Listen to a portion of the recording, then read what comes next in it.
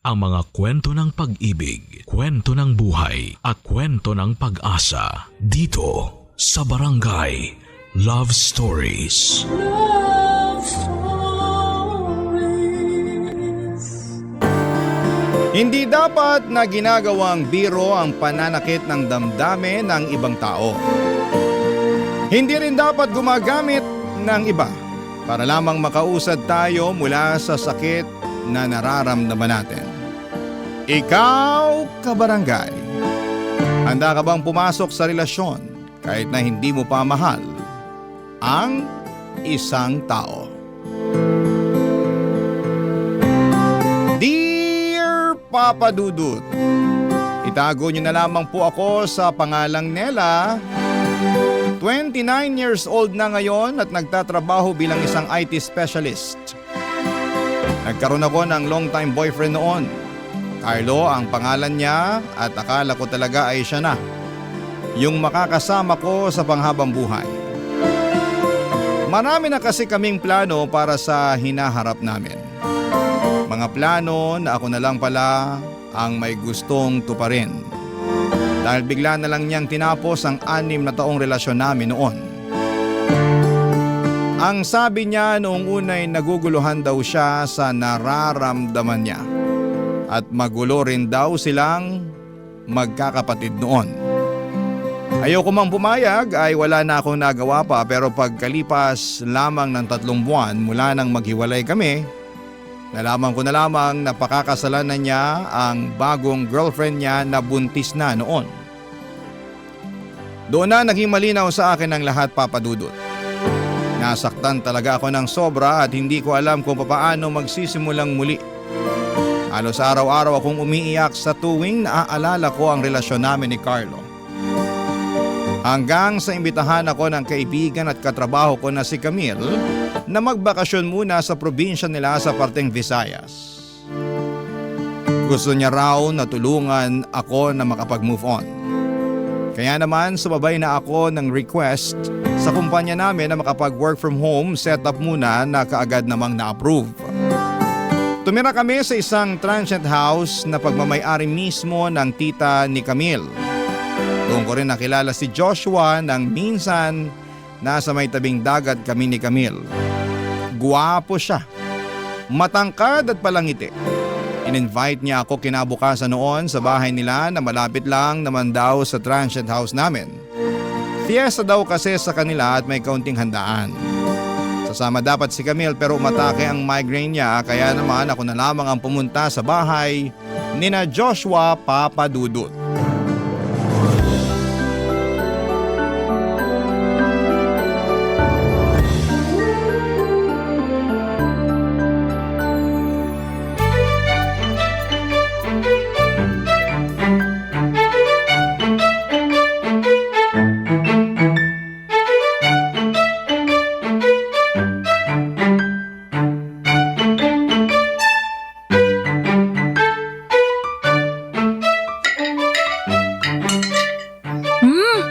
Ang sarap nitong pansit, Joshua.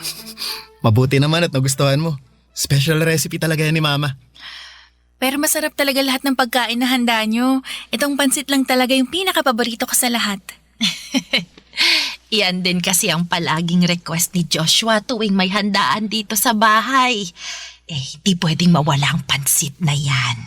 Kahit nga yung ibang kamag-anak namin kapag pumupunta dito sa bahay, yung pansit din ang palaging hinahanap. Sayang nga lang at hindi sila makakapunta ngayon kasi may iba na silang nakaset na mga lakad. Okay lang yun, Joshua. Sigurado naman ako na may iba pang chance o okasyon pa na makilala ko sila.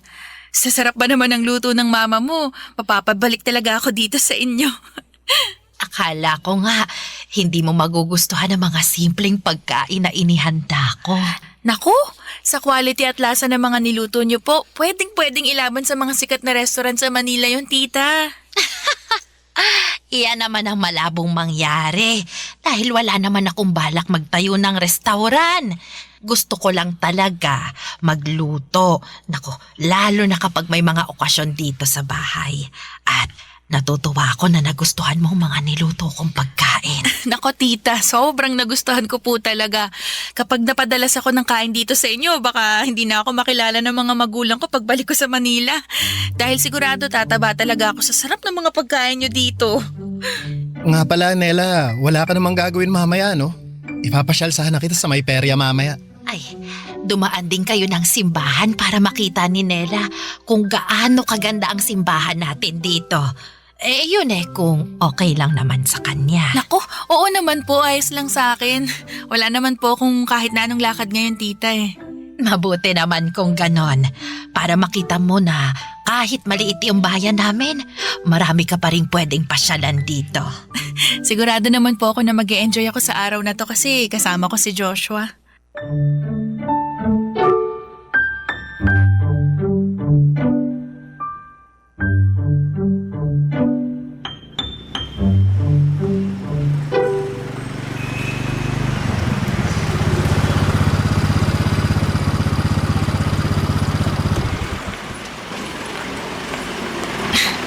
Joshua, thank you sa paghatid mo sa akin pa uwi ha. Wala yon, sana nag-enjoy ka kanina. Naku, kung alam mo lang. Sobrang nag-enjoy talaga ako kanina. Naubos nga yung energy ko sa katatawa dahil sa mga joke na baon mo Tapos sobrang ganda pa ng lugar na pinasyalan natin kanina. Sobrang relaxing talaga. Ako rin, sobrang nag-enjoy ako kanina. Lalo na nung hinawakan mo yung kamay ko habang naglalakad tayo sa may tulay kanina. Bakit? Ayaw mo ba yung ginawa ko na yun? Siyempre, sobrang gusto, Nela. Nagulat lang talaga ako, tsaka natatakot ako na baka isipin mo na sinasamantala ko yung kabaitan mo. Gusto ko lang talaga na ma-enjoy mo ang lugar namin at yung bakasyon mo. Para saan yung halik na yon? Para ipaalam sa'yo na sobrang nag-enjoy ako nakasama ka. Ang dami mo pa kasing sinasabi Sorry. Sige, uuwi na rin ako para makapagpahinga ka na. Okay, sige. Ingat ka sa pagmumotor mo ha. Salamat. See you tomorrow? Oo naman, pupuntahan kita ulit dito. See you bukas. Bye.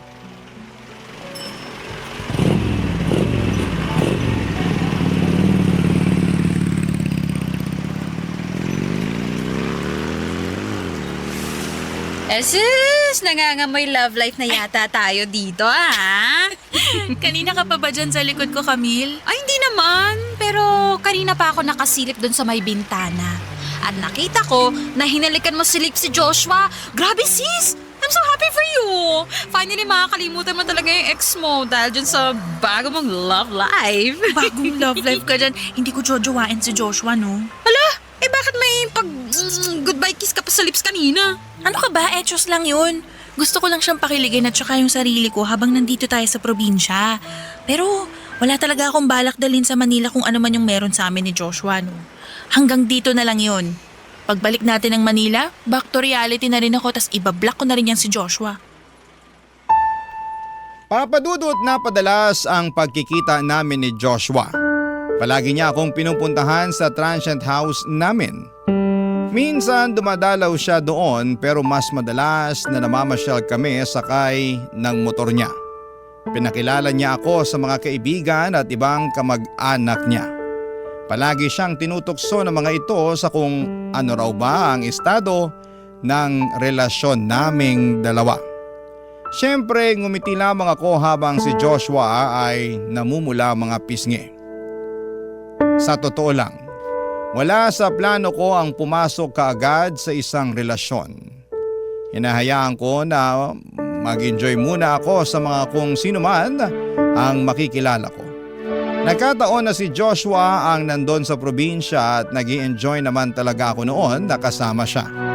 Nakita ko naman na masaya rin siya lalo na kapag magkahawak ang mga kamay namin o kapag nilalambing at hinahalikan ko siya. Gusto ko naman si Joshua pero hindi ko siya nakikita na boyfriend ko ng pangmatagalan, Papa Dudut.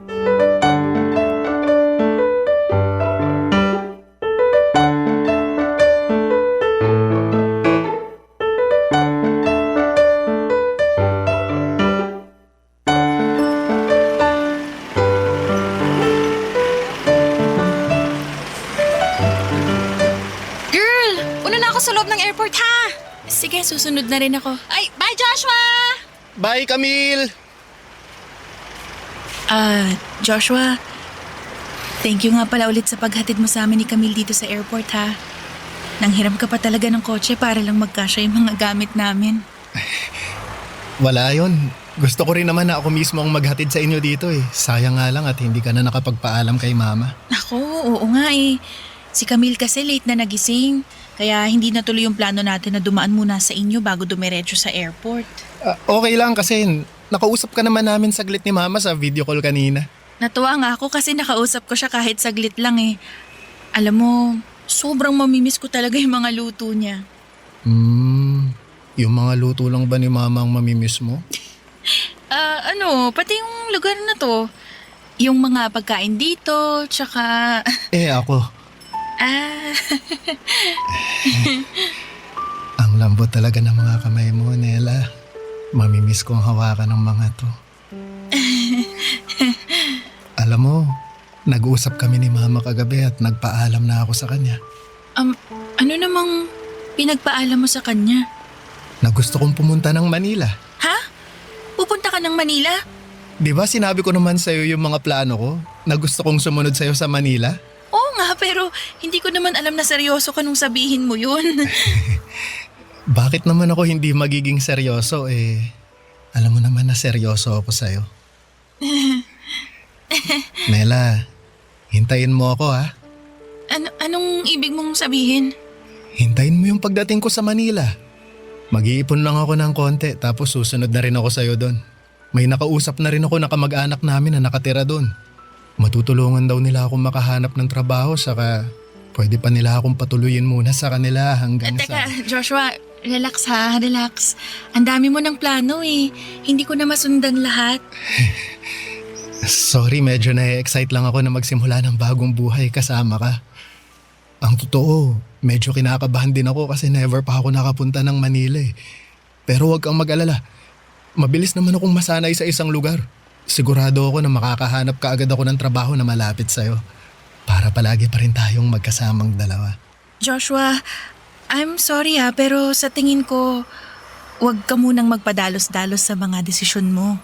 Hindi ako nagpapadalos-dalos, Nela. Pinag-isipan ko na lahat to. Sigurado na ako sa mga gusto kong gawin at pagsunod sa'yo sa Manila. But I don't think we're going to work. Ano bang sinasabi mo, Nela? Joshua, I'm sorry pero hanggang dito na lang tayo. Hindi ko maintindihan. Gusto mo rin naman ako, di ba? Nela, sagutin mo ang tanong ko. Mahal mo na rin ako, di ba? Aminin ko na nag-enjoy ako sa lahat ng oras na kasama kita. Kaya lang Ano? Kaya lang hindi kita mahal. I'm sorry, Joshua. Hanggang dito na lang talaga tayo. Papa Dudut, kahit noong mga araw na magkasama kami ni Joshua, palagi kong naririnig ang mga plano niya na pagsunod sa akin sa Maynila at paghahanap ng trabaho dito. Hindi ko naman sineseryoso yun kasi wala talaga sa isipan ko na patagalin ang kung anuman ang meron sa aming dalawa. Gusto ko lang mag-enjoy at saglit na makalimot sa pagkawasak ng puso ko nang dahil sa ex-boyfriend ko. Pero hindi ibig sabihin na gusto ko nang pumasok sa isang relasyon. Nagigilty din naman ako sa mga sinabi ko sa kanya lalo na nang naluluhan na niya akong niyakap ng mahigpit. Paulit-ulit niyang sinasabi kung gaano niya ako kamahal at kung gaano niya kagusto na sumunod sa Maynila para makasama ako. Pero bukod sa hindi pa ako handang pumasok sa relasyon, hindi rin talaga si Joshua ang tipo na gagawin kong boyfriend.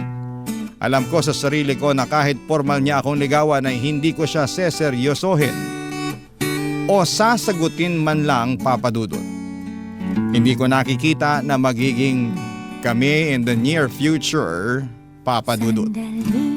Barangay Love Stories. Barangay Love Stories. Papadudot nang makabalik ako ng Maynila ay naramdaman ko na kahit papaano ay nakatulong ng isang buwan ang pagbabakasyon at trabaho ko sa probinsya. Mula kasi noon ay hindi na ako gabi-gabing umiiyak ng dahil sa ex-boyfriend ko. Hindi ko na rin siya masyadong naaalala at kung pumasok man siya sa isipan ko ay napapailing na lamang ako at hindi na naiiyak kagaya noong bago pa lamang kaming naghiwalay. Si Joshua naman ay panay pa rin ang pagtitext at chat sa akin noon, Papadudot. Halos araw-araw ay tumatawag din siya sa akin. Kahit blinak ko na ang number niya at mga social media accounts. Kaya lang gumagamit pa rin po siya noon ng ibang mga number at nagka-create pa ng ilang dami account para i-message ako sa aking Facebook. Minsan pa nga ay nagko-comment pa siya sa mga public post ko na kaagad ko namang dinidelete. Kaya naman nag-decide na po ako noong i-private na ang lahat ng mga social media accounts ko. Papadudot.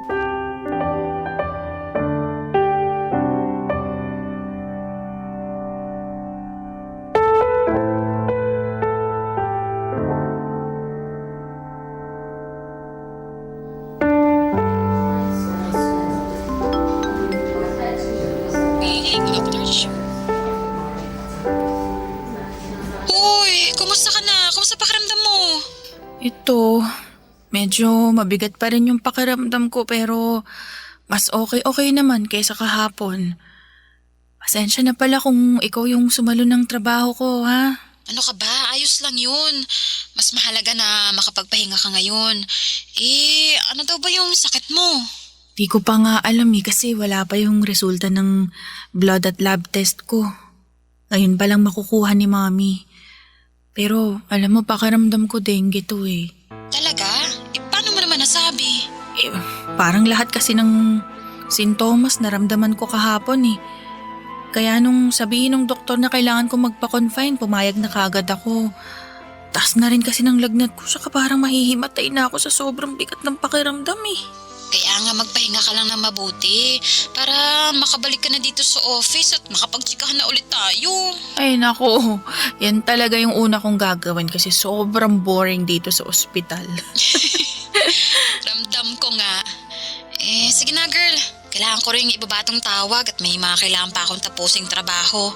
Get well soon ulit Salamat Camille, bye.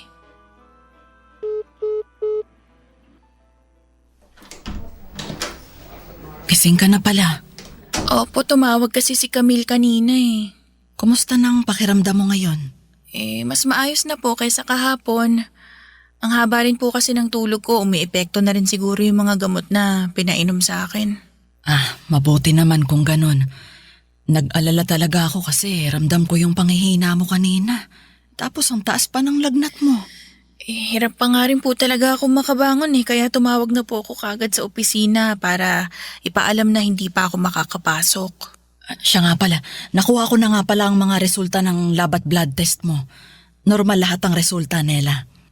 Ha? Wala po akong dengue? Yun din ang akala ko na sakit mo pero wala ka daw dengue o kahit na anong sakit. Pero bakit iba po yung pakiramdam ko sa katawan ko? Para akong tatrangkasuhin na basta hindi ko maintindihan Ano ba kasing ginawa niyo ni Camille sa bakasyon niyo at bigla ka na lang ng hina ng ganyan? Normal lang pong bakasyon tsaka pamamasyal. Wala po kaming kahit na anong extreme na activity na ginawa doon. Pero bakit naman parang masyadong nabugbog yung katawan mo sa pagod? Di ko rin po alam, Mami Basta paggising ko kahapon, para akong nag-gym ng isang buong linggo dahil sa sobrang sakit ng katawan. Papadudot, sobrang weird talaga ng pakiramdam ko ng umaga na yon. Masakit lahat ng parte ng katawan ko. Pati paglalakad noon ay nahihirapan ako kaya pumayag na kaagad ako na magpa-confine. Sa dami ng test na ginawa sa akin ay hindi rin nila nalaman kung ano ang naging dahilan ng biglang panghihina ng katawan ko. Ilang ulit din nagtatanong sina Mami at Daddy noon tungkol sa mga ginawa namin sa probinsya. Inisip kasi nila na baka kung ano-anong activity ang ginawa namin kaya sumakit na lamang bigla ng ganon ang katawan ko. Pero bukod sa pagtatrabaho sa transient house at pamamasyal kasama si Joshua ay wala na akong ibang natatandaan na ginawa namin. Mabuti na lang kahit papaano ay nagsimulang gumaan ang pakiramdam ko sa paglipas ng 3 araw. Umuwi na ako ng bahay at kinabukasan ay nakabalik na rin po ako sa pagtatrabaho. Nagsimula nang maging normal ang lahat sa buhay ko dahil hindi na rin nangungulit pa si Joshua. Pero isang kakaibang pangyayari ang naranasan ng katawan ko noon, Papa Dudut.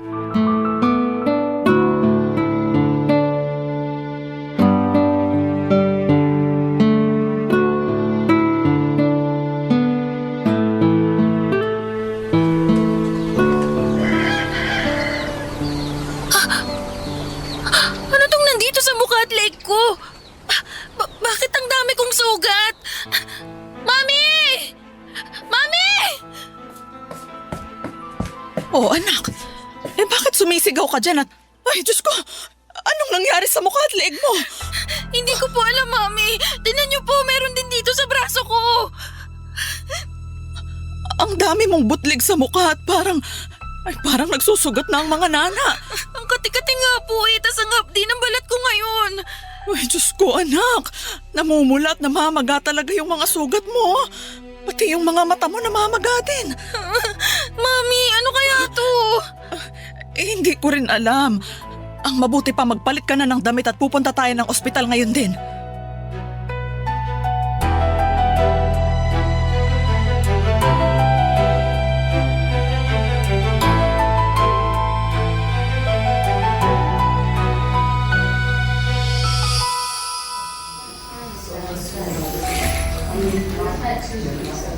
Naila, kumain ka muna nitong sopas na binili ko. Wala po akong ganang kumain, Mami. Kati na naman talaga ng leeg ko. Anak, kailangan mong kumain bago ka uminom ng mga gamot mo. Hindi ko nga po alam kung epekto pa yung mga gamot na yan sa akin, May. Kanina pa po ako nagpapahid ng mga ointment na nireseta ng doktor na bilhin natin, pero hanggang ngayon hindi ko pa rin nararamdaman yung epekto. Kati-kati pa rin po ng balat ko. At saka, namamaga pa rin po yung mga sugat sa leeg at mukha ko. Kaya nga kailangan mong kumain para mainom mo na rin tong mga gamot mo. Nela? Oh, Camille, ikaw pala yan. Pasok ka na dito. Sige po, tita. Nela. Nela, anyari sa'yo? Nag-send na ako ng picture sa'yo, di ba? Bakit parang gulat na gulat ka pa rin? Kasi, mas grabe pala kasi talaga yung itsura ng mga sugat dyan sa balat mo pag sa personal.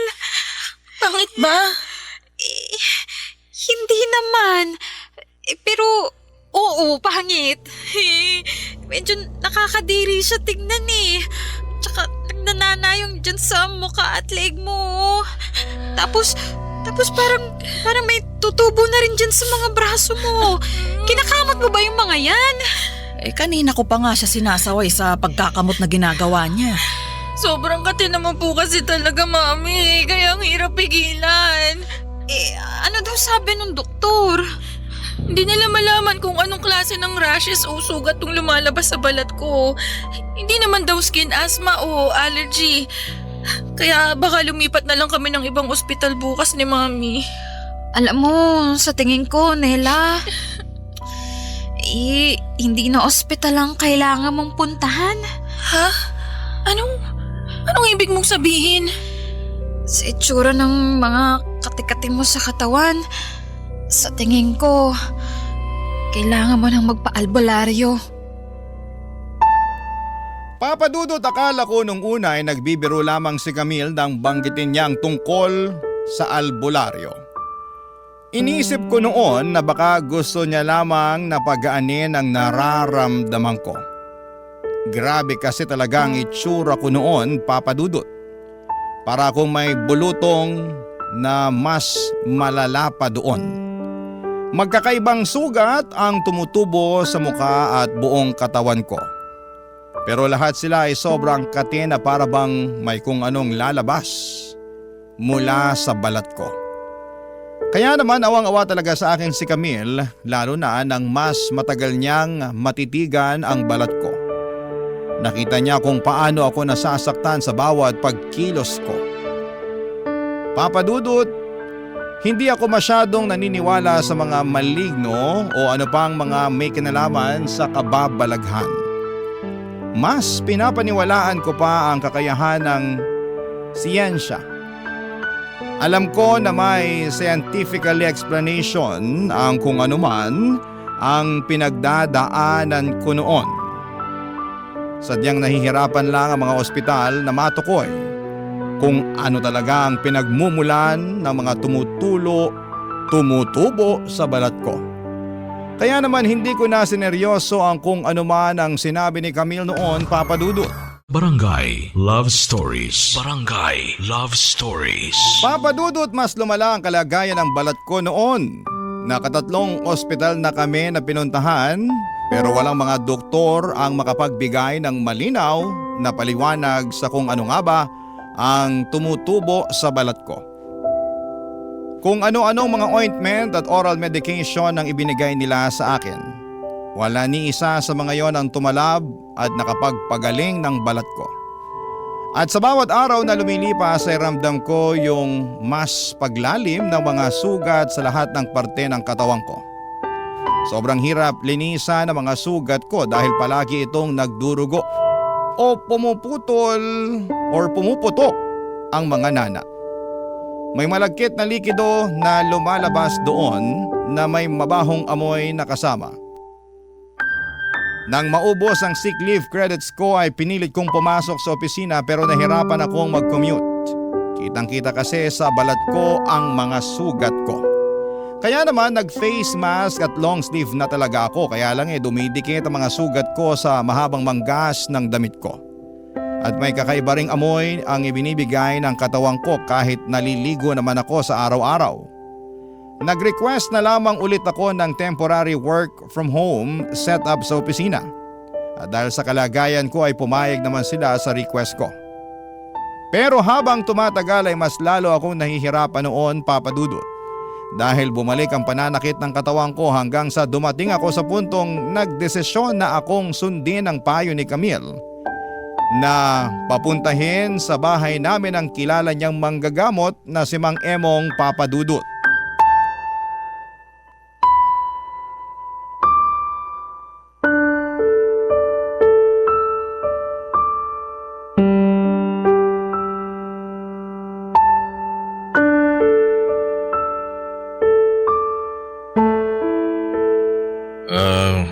Kumusta na ang pakiramdam mo ngayon, Nela?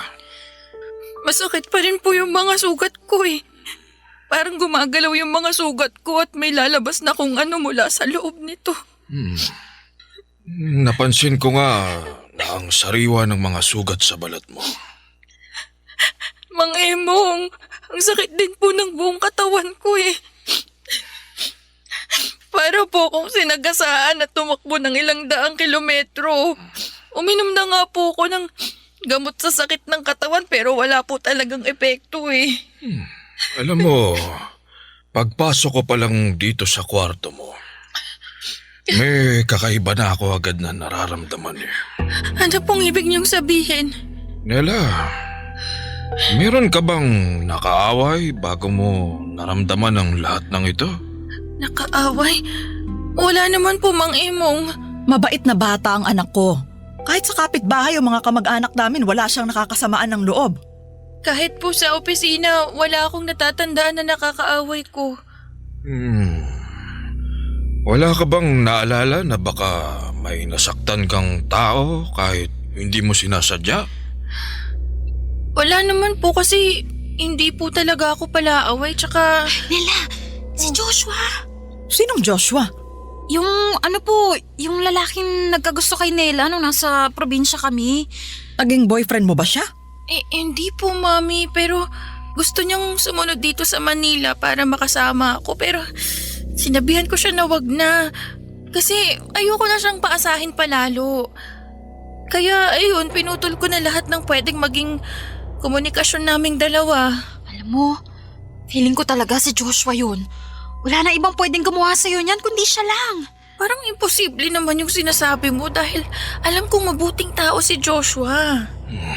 Maraming pwedeng gawing bagay ang mga taong sobrang nasaktan. Sandali. May gagawin lang ako rito. Mang Emong, ano po yung sinusulat niyo sa papel? Orasyon ito. Laban sa barang na nangyayari ngayon sa kaibigan mo. Barang? Ibig sabihin po mambabarang si Joshua?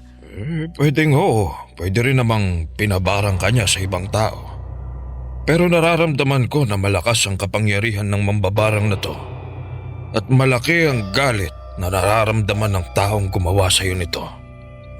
Manong, ano pong gagawin niyo dyan sa maliit na papel na yan? Ito, irorolyo ko ito. At iipit ko sa ilalim ng hinlalaki ng kanang paa ni Nela. Pero Ineng, ngayon pa lang sasabihan na kita na masakit itong gagawin ko, ha? Paano po magiging masakit Papel lang yung ilalagay niyo sa hinlalaki ng paa niya. Hindi lang ito basta papel. Papel na may nakasulat na orasyon at kasamang dasal ko. Nela, Po, ilalagay ko na ito dito sa ilalim ng hinlalaki mo, ha? Ano man ang sakit na maramdaman mo, kailangan mo yung tiisin. Dahil doble o triple ang sakit na nararamdaman ng taong gumawa nito sa'yo. sige po, Mang Emong. Sige, ito ilalagay ko na, Nela. Tiisin mo lang. Tiisin mo. Kailangan nating mapaalis ang mambabarang na gumawa nito sa katawan mo. Mang Emong! Masakit!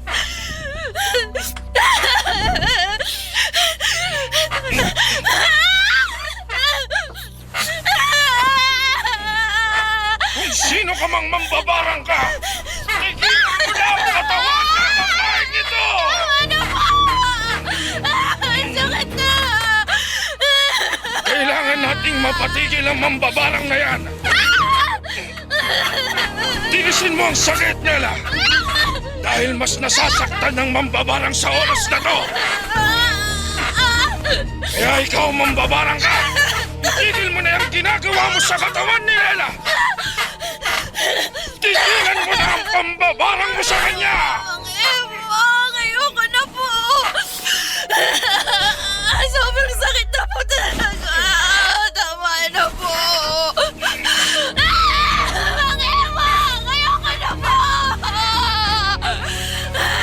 Sobrang sakit na po talaga! Tama na po!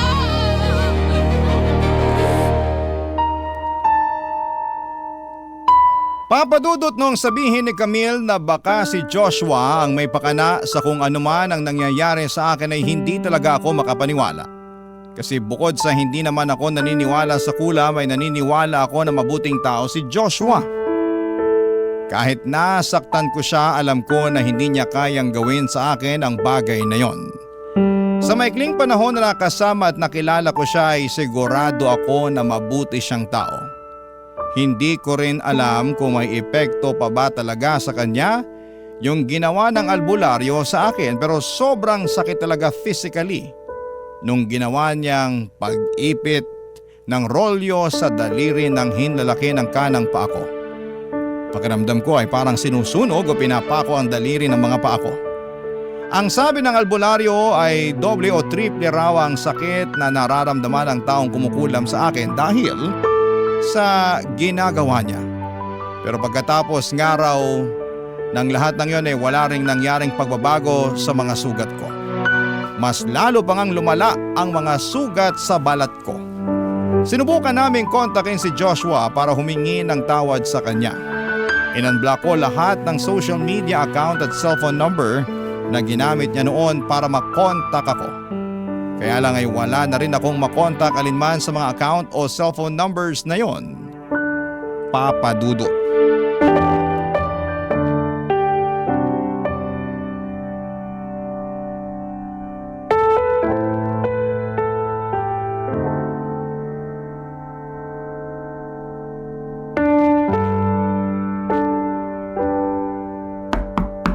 Nela, si Tita Joanne mo to. Pwede ba akong pumasok?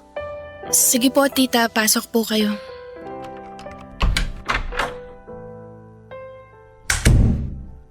Kumusta ka na? Ayos lang naman po. Kanina ka pa hinahanap ng mga pinsan mo. Pero ang sabi ng mami mo, ayaw mo daw lumabas ng kwarto mo. Ayoko lang naman po na mapag-usapan ako sa labas, Tita Joanne. Nakikita niyo naman po yung kalagayan ko ngayon, di ba?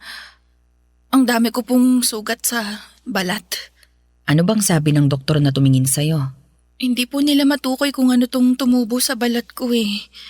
Ginamit ko naman po lahat ng nireseta nilang ointment. Ininom ko lahat ng gamot na kailangan kong inumin. Pero wala pong gumana ni isa sa mga yun. Nagpatingin na nga rin po ko sa ibang manggagamot eh. Ano naman ang naging resulta ng pagpapatingin mo sa manggagamot? Ang sabi niya po, pinabarang daw po ako nung taong galit na galit sa akin. May nakaaway ka? Kaya kanya pinabarang? May nasaktan po akong tao, tita. Hindi ko po sinasadya na paasahin siya sa bandang huli. Alam niyo, tita, sa totoo lang po, hindi naman ako naniniwala sa barang o sa kung ano pa mang mga kababalaghan eh. Pero sa tingin ko, deserve ko po kung ano man po yung nangyayari sa akin ngayon. Nela, wag mong sabihin yan.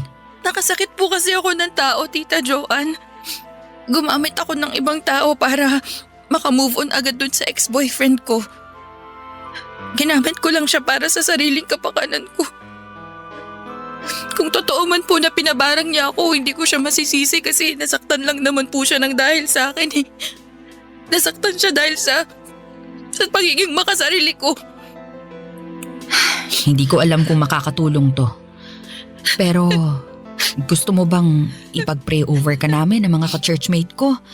Imbitado rin kasi sila sa birthday celebration ng lola mo, kaya nandyan din sila ngayon sa labas. Sigurado ako na kahit paano, makakatulong to sa kalagayan at nararamdaman mo ngayon. Kung ayos lang sa'yo, papapasukin ko sila dito sa kwarto mo para makapag-pray over tayo ng sabay-sabay nila. Sige po, tita. Ayos lang po sa akin. Sa tingin ko, matinding dasal ang kailangan ko para tuluyan na akong gumaling. Sadyang nakalimutan ko lang na may Diyos pala. At yun ang kailangan kong ibalik sa buhay ko. Ang pananampalataya ako sa Diyos.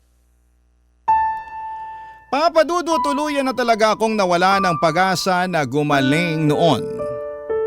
Grabe na kasi talaga yung mga butlig, sugat at mga nana na kumalat sa balat ko. Naamoy ko na rin noon ang malansang amoy ng mga sugat ko na yon. Kaya hindi na talaga ako makalabas pa ng bahay kahit para man lang mamalengke o tumambay sa mall.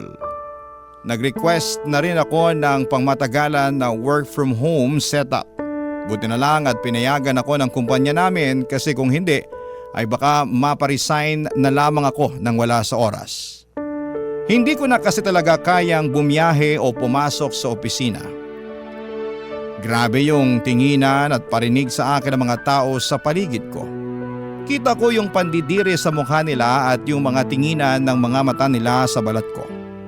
Parang gusto ko na lamang lamunin ako ng lupa noon. Kaya naman wala na akong ibang ginawa kung hindi ang magtrabaho at magkulong sa loob ng kwarto ko. Kahit pa nga may family gathering na sa bahay namin mismo ginaganap ay nagkukulong pa rin ako sa kwarto ko. Ayoko kasing makita at pandirihan ako ng mga tao. Nagdalawang isip pa nga akong pumayag nang sabihin ni Tita Joanne ang tungkol sa pagpipray over na gusto nilang gawin sa akin. Pumayag na lamang ako kasi naisip ko na wala na rin namang mawawala. Ilang saglit lang pagkatapos niyang lumabas, bumalik din siya sa kwarto kasama ang ibang mga churchmate niya. Sinabihan niya muna ako noon na ipikit ang aking mga mata. Pagsisihan ko ang mga kasalanan ko at humingi ako ng tawad sa mga taong nagkasala sa akin. Sinunod ko po ang lahat ng sinabi niyang yon hanggang sa nakita ko na lamang ang sarili ko na umiiyak. Habang nagpe-pray over sina Tita Joanne ay halo-halo ng emosyon ang nararamdaman ko ng mga oras na yon. Guilt, galit, takot at awa. Halos humaguluhol na ako nang matapos sila sa kanilang pagdarasal. Pagkatapos noon ay biglang gumaan ang pakiramdam ko, Papa Dudut. Hindi ko alam kung paano at bakit nangyari yon, at pagkalipas nga ng ilang araw ay himalang unti-unting natuyo ang mga sugat ko hanggang sa tuluyan na ngang gumaling ang mga yon. Hindi ako naniniwala sa kababalaghan, pero sigurado ako na malaking tulong ang pagpe-pray over na ginawa sa akin nila Tita Joanne. Ngayon po, Papa Dudut, 2 taon na rin ang nakalipas mula nang mangyari ang lahat ng ito. Wala na akong naging balita pa kay Joshua. Hindi ko na rin sinubukan pang hanapin si Joshua at wala na rin ang mga sugat sa balat ko. Pero may naiwan na malalim na mga peklat na palaging nagpapaalala sa akin na huwag paglaruan ang damdamin ng ibang tao. Hanggang dito na lamang po ang sulat ko at sana po ay may naiwan po itong aral sa ating mga kabarangay. Ang inyong kapuso at kabarangay forever, Nela. Kwentuhan naman tayo dito sa comment section.